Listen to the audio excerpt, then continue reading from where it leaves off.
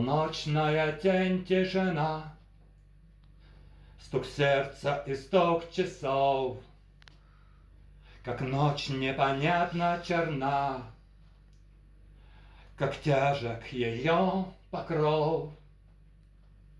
Но знаю, без сильных сердец